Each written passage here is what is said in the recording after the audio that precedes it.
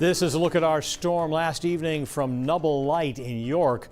Our weather team said these were some of the strongest seas they've seen make landfall in a while, and that we were pretty fortunate that we were at a position of having astronomical low tides. So we'll take our luck where we can get it, Keith, because that could have posed some serious problems along the coastline if we'd had the high tides going. Yeah, and actually, even now, the buoys just offshore are showing 22-foot swells, which is Wow. big. That's a big even for Maine. It's still pretty nasty out there. Bottom line, the worst of the storm was last night, but today is no picnic along the coast either. Still some bands of consistent, if not heavy rain, and the wind is still gusting too. Some of the heavier rain in the state right now moving towards Kennebunk and through Rochester, New Hampshire, and about to move into southern New Hampshire.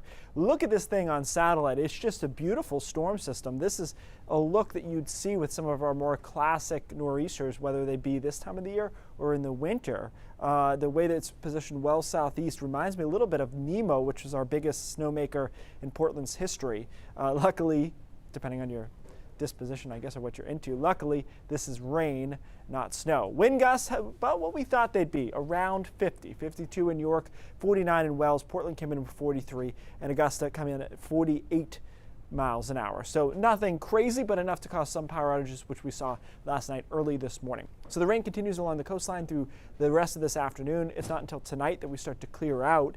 And tomorrow is not standalone a great day by itself, but comparatively, it looks really nice. Mixture of sun and clouds, temperatures get into the 40s and then 50s and maybe some mid-50s over southern Maine. And finally seeing the sun for the first time, for most of us at least, since Saturday afternoon. So enjoy that. Thursday and Friday both look pretty good.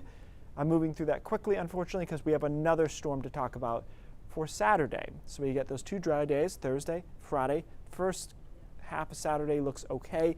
And then here comes our next storm. Now this storm, in some ways, for us, is more concerning than the one we're dealing with right now, because it'll be a southeast fetch right off the water, which has always been a problem for us, as opposed to a northeast fetch, which we had with this storm system. So it'll be southeast, we'll still have some leaves on the trees, and it's really wet. So I don't like any of those things when you combine it with the fact that wind gusts will get to about the same zone as what we saw last night, early this morning, starting at 30 miles an hour, but ending up in the low 40s or so in Portland, Wiscasset, Rockland as well. So we'll have to keep an eye on this on Saturday night. I think power outages will again be an issue, and they may actually be more widespread because of that southeast direction, which gives it right in off the water, and there's no friction or resistance as what we see from the northeast. So hate to already talk about the next windstorm. Well, this one is still happening, but I just think those are the facts of the case, so to speak. So yes, tomorrow looks okay. So does Friday. And actually, I'm going to make this positive.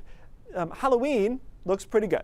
It looks like we'll be around 60 degrees, probably a decent amount of cloud cover, but that's pretty mild for this time of the year. And then we are nice on Monday, right around 62, but we got to get through another system there on Saturday. And Pat, I was saying to you that my generator didn't want to start last night. I was able to fix it. So I'll be tinkering with it between this time and Saturday night.